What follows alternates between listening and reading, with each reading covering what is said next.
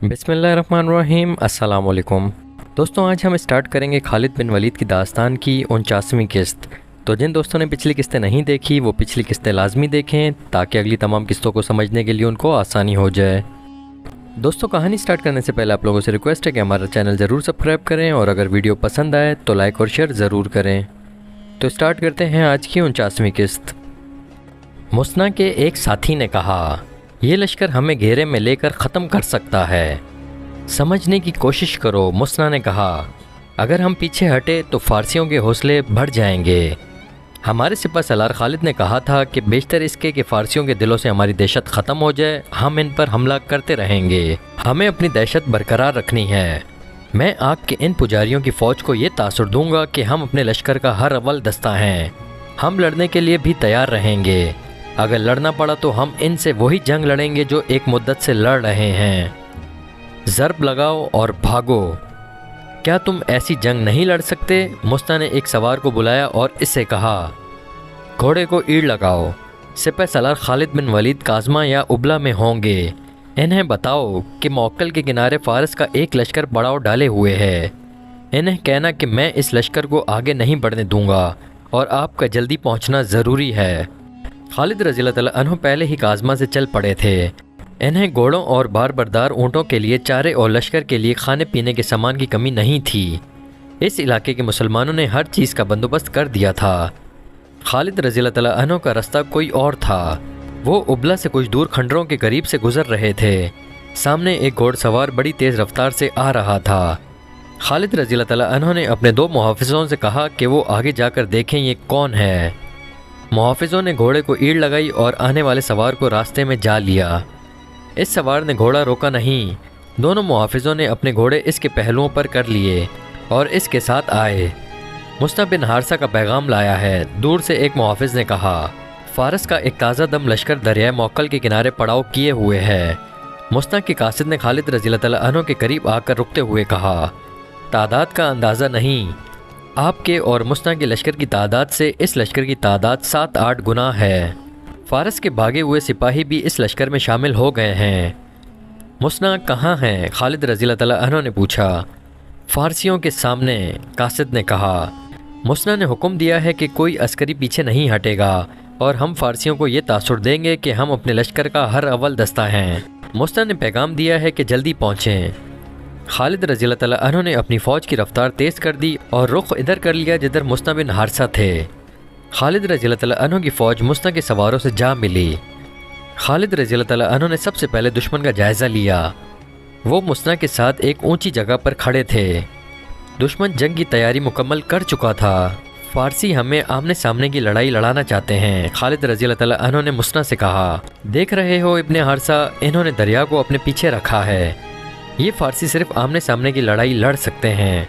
मुस्ना ने कहा, मुझे इनके एक कैदी से पता चला है कि इनके 2 सलार जिनके खिलाफ हम लड़े हैं जिंदा पीछे आ गए हैं। एक का नाम कबाज है और दूसरे का नाम अनुशुजान। इन्होंने अपने सिपा सलार को बताया होगा कि हमारे लड़ने के अंदाज कैसे हैं, इसलिए इन्होंने अपने अकब को हमसे इस तरह महफूज कर लिया है कि अपने पीछे दरिया को रखा है।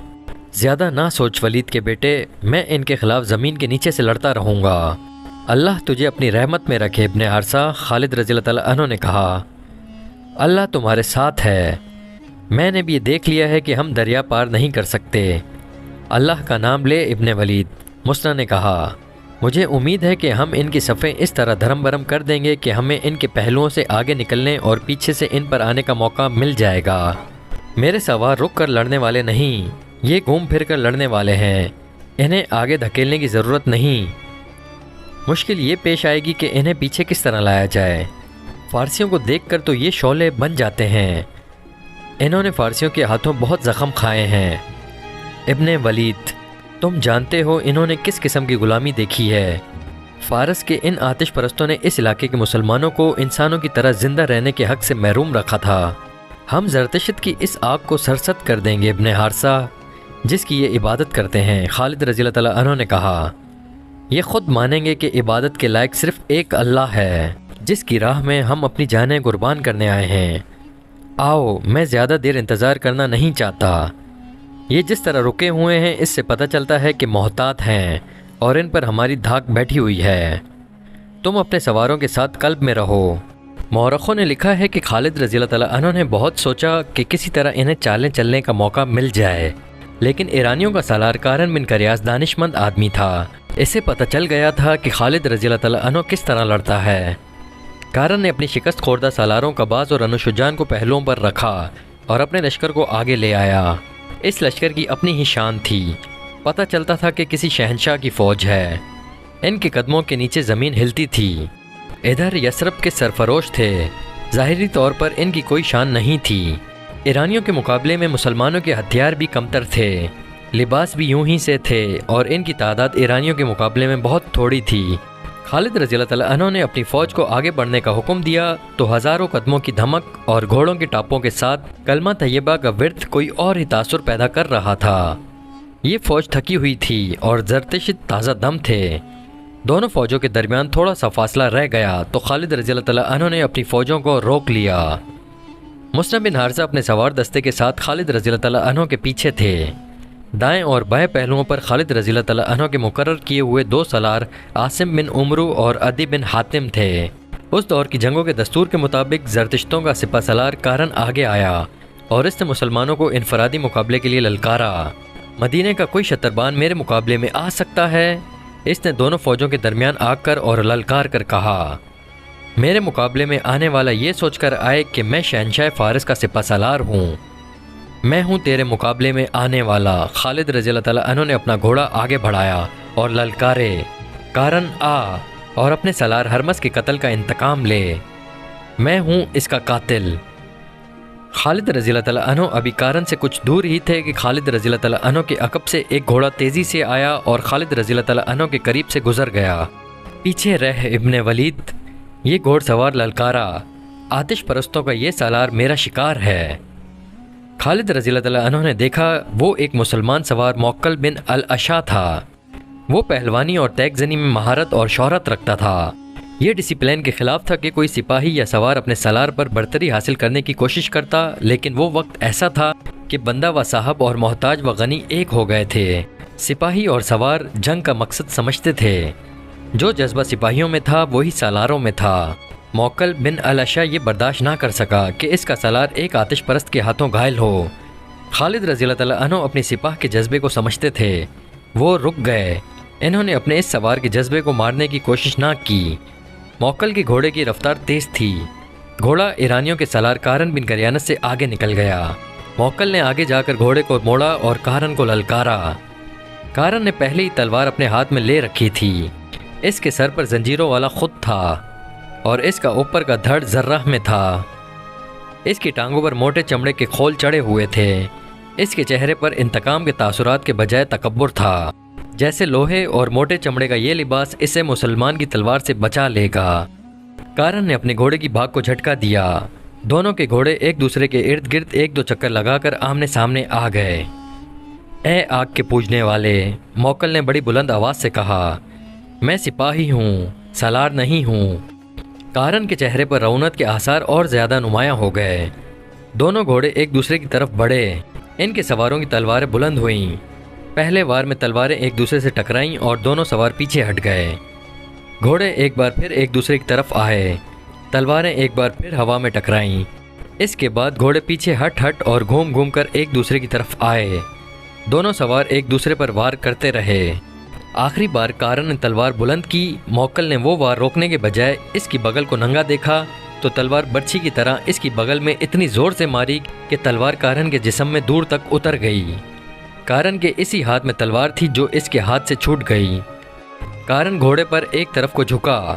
मौक्कल ने अब इसकी गर्दन देख ली, जिससे कारन के आईनी खुद की जंजीरें हटकर पीछे को लटक आई थीं।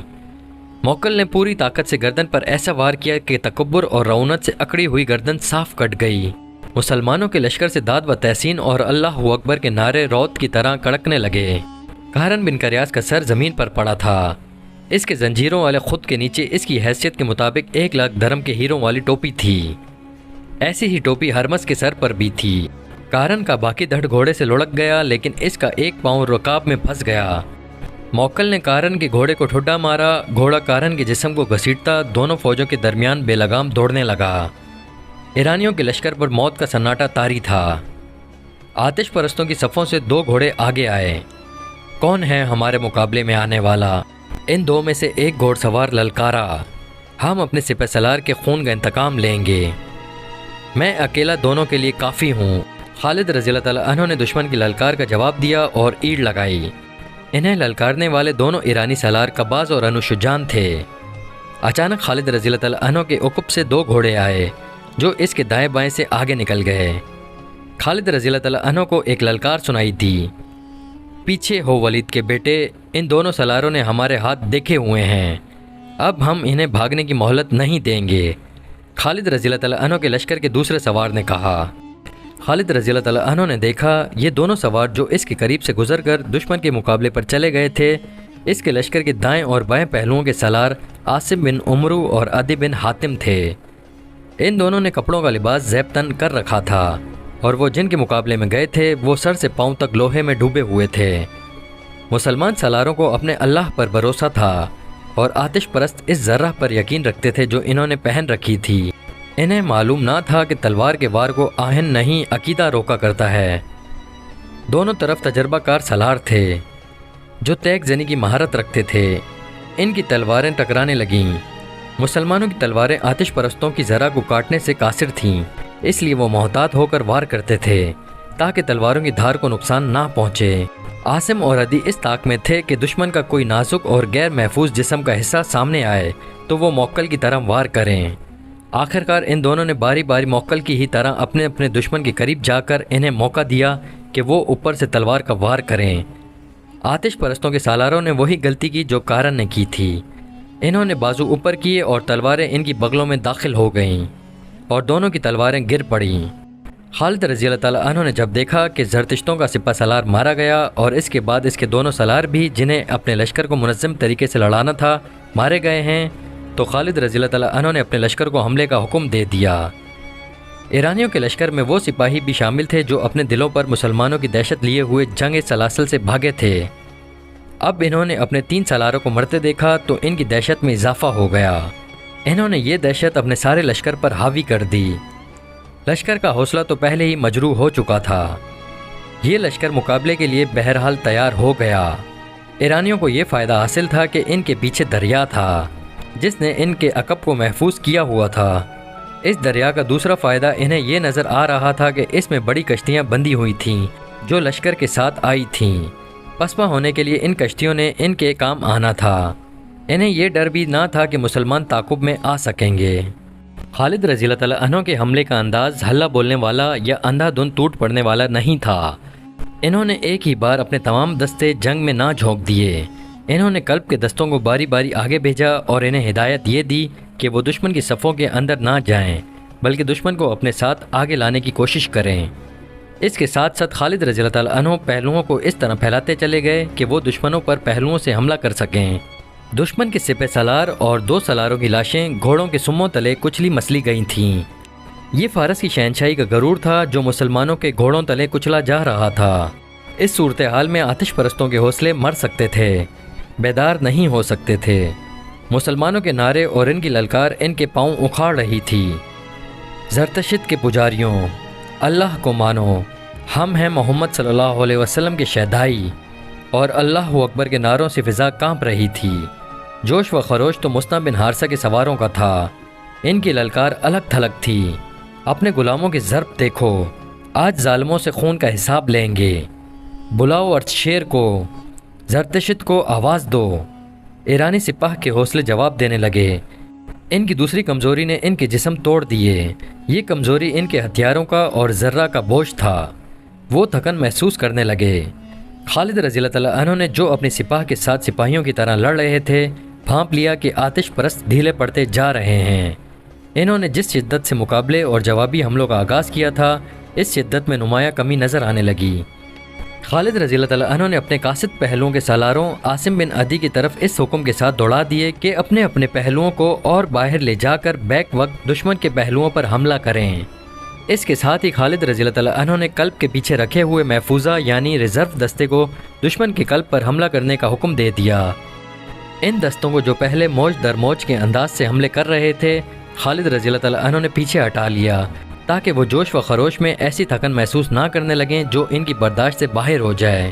ایرانی لشکر مسلمانوں کے نئے حملوں کی تاب نہ لا سکا۔ ان کا جانی نقصان بہت ہو چکا تھا۔ اب وہ بکھرنے لگے۔ مسلمانوں نے دیکھا کہ پیچھے جو ایرانی سپاہی تھے وہ دریا کی طرف بھاگے جا رہے تھے۔ اس وقت مسلمانوں کو وہ کشتیاں دکھائی دیں جو سینکڑوں کی تعداد میں دریا کے کنارے بندھی تھیں۔ کشتیاں توڑ دو، ایک مسلمان کی للکار سنائی دی۔ دشمن بھاگنے کے لیے کشتیاں ساتھ لایا ہے، ایک اور للکار سنائی دی۔ جب یہ للکار خالد رضی اللہ تعالیٰ عنہ تک پہنچی تو انہوں نے دائیں بائیں قاصد اس حکم کے ساتھ دوڑا دیے کہ دشمن کے عقب میں جانے کی کوشش کرو اور ان کی کشتیاں توڑ دو یا ان پر قبضہ کر لو۔ قبضہ کر لینے کی صورت میں یہ کشتیاں خالد رضی اللہ تعالیٰ عنہ کے لشکر کے کام آ سکتی تھیں۔ انہیں بھی دریا پار کرنا تھا۔ جب یہ حکم سالاروں تک اور سالاروں سے سپاہیوں تک پہنچا تو یہی ایک للکار بلند ہونے لگی، کشتیوں تک پہنچو، کشتیاں بیکار کر دو، کشتیاں پکڑ لو۔ اس للکار نے آتش پرستوں کا رہا سہا دم خم بھی توڑ دیا۔ زندہ بھاگ نکلنے کا ذریعہ یہی کشتیاں تھیں جو مسلمانوں نے دیکھ لی تھیں۔ ایرانیوں نے لڑائی سے منہ موڑ کر کشتیوں کا رخ کیا۔ وہ ایک دوسرے سے پہلے کشتیوں میں سوار ہونے کے لیے دھکے دینے لگے۔ ان کی حالت ڈری ہوئی بھیڑوں کی مانند ہو گئی جو ایک دوسرے کی آڑ میں چھپنے کی کوشش کیا کرتی ہیں۔ ایرانی سپاہیوں نے کشتیوں پر سوار ہونے کے لیے گھوڑے چھوڑ دیے، حالانکہ کشتیاں اتنی بڑی تھی کہ ان پر گھوڑے بھی لے جائے جا سکتے تھے۔ یہ تھا وہ موقع جب مجاہدین اسلام کے ہاتھوں آتش پرستوں کو قتل عام شروع ہو گیا۔ وہ کشتیوں میں سوار ہونے کی کوشش میں کٹ رہے تھے۔ ان میں سے جو کشتیوں میں سوار ہو گئے اور رسے کھول کر کشتیاں کنارے سے ہٹا لے گئے، ان میں زیادہ تر مسلمانوں کے تیروں کا نشانہ بن گئے۔ پھر بھی کچھ خوش نصیب تھے جو بچ کر نکل گئے۔ تقریباً تمام مورخوں نے لکھا ہے کہ اس معرکے میں 30,000 ایرانی فوجی مارے گئے۔ زخمیوں کی تعداد کسی نے نہیں لکھی۔ تصور کیا جا سکتا ہے کہ جہاں اتنی اموات ہوئیں وہاں زخمیوں کی تعداد ان کے ہی لگ بھگ ہوگی۔